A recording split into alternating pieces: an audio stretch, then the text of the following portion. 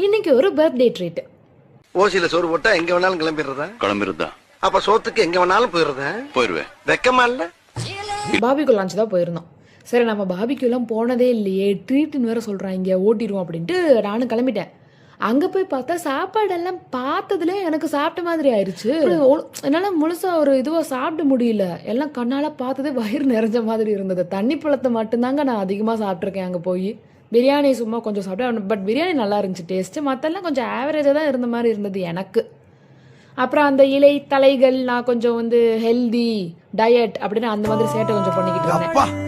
கொஞ்சம் அசந்தா அள்ளி விட்டு தள்ளுறாங்கப்பா. நம்ம பயலுக்கு பிளேட்ல ஏதாவது ஒன்று புதுசாக என்னத்தையும் அள்ளி போட்டு வந்திருந்தாங்க. என்னது எனக்கு கொடுங்கன்னு எல்லாத்தையும் அவங்ககிட்ட இருந்து புடுங்கி வேற தின்னுக்கிட்டு இருந்தேன். அப்புறம் சரி இவ்வளோ தூரம் கூட்டிட்டு வந்து பிறந்தநாள் பையனுக்காக ஒரு கேக் ஒன்று கட் பண்ணுவோம்ப்பா. அவங்க வேற கேக் ரெடியாக தான் வச்சிருக்காங்க. கொண்டு வாங்க.